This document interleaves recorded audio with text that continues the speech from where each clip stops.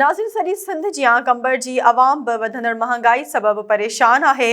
मुर्गी, गोश्त, सब्जियुनि ऐं फ्रूट जा अघ चोट चढ़ियल हुअण करे पोरियत ऐं ग़रीब तबिको मायूसी जे वर चढ़ियल आहे। उन हवाले सां ॾिसूं था कंबर मां इख़लाक़ अहमद चांडियो जी हीअ रिपोर्ट।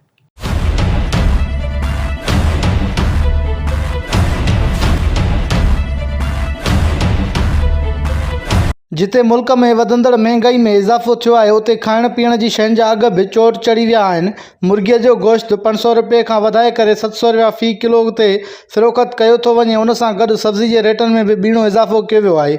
पटाटा 40 रुपयनि खां 60 रुपया फ़ी किलो, बसर 40 खां 80 खां 100 रुपयो, टमाटा 50 खां 100 रुपयो, भिंडी 80 खां 150 रुपयो, करेला 100 रुपये समेत ॿी सब्जियुनि में इजाफ़ो करे अवाम मथां महंगाई जो बम किरायो आहे। शहरनि SS न्यूज़ सां ॻाल्हाईंदे चयो त मुर्गी जो रेट हिन महिल छो वधायो वियो आहे। वापारियुनि खे वरी थियो आहे कि माना थोड़ी छिक आई आहे त हिनखे हाणे थोरो महांगो करे छॾियूं।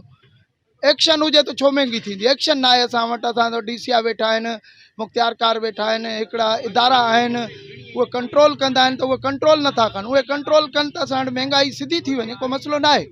असां वटि हद खां ज़्यादा जो थोड़ी महांगाई आहे उहा थोड़ी कंट्रोल जे करे बि न आहे।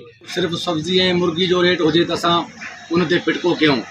हे मार ख़ुदा जी पई हुक्मराननि ते हर हिकु शइ जो रेट एतिरो वधीक वधाए छॾियो अथऊं जो इंसानी ज़िंदगी जेका आहे उहा हिकु मफ़लूज थी वई आहे। कंहिं खाद खुराक खां, फ्रूटनि में, सब्जियूं ऐं उन खां अलावा मुर्गी, उन खां अलावा किराने जो जेको सामान आहे, जेकॾहिं घरेलू जेके बि आम वाइपे जी शयूं आहिनि जेके उनजा रेट इंसान जे मथां जेके बोझ हुजे ईअं बोझ करे हिननि ज़ालिमनि रखे छॾिया आहिनि। अवाम वोट ॾिए थो, ऐवाननि ताईं पहुचाए थो नुमाइंदनि खे, पर नुमाइंदा अवाम सां सचा न आहिनि।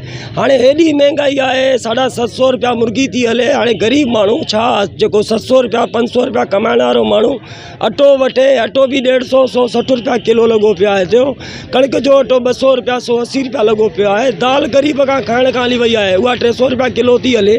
उन खां अलावा गिहु आहे, उहो बि महांगो लॻो पियो आहे। थियो खीर आहे, खंड आहे, पती आहे, जेके बि शयूं आहिनि, दवायूं आहिनि, जा सब्ज़ी आहे, जा मच्छी आहे, जा गोश्त आहे, यकीनन त माना एतिरा रेट आहिनि जेको को कंहिंखां पुछा करण वारो ई कान। हुकूमत सिंध ज़िले इंतज़ामिया खे घुर्जे त महंगाई ते कंट्रोल करे ग़रीब अवाम खे ॿिनि वक़्तनि जी मानी खाइण जो हक़ ॾिनो वञे। कैमरामैन मुमताज़ शाहबरानी सां गॾु इख़लाक़ अहमद चांडियो, SS न्यूज़ कंबर।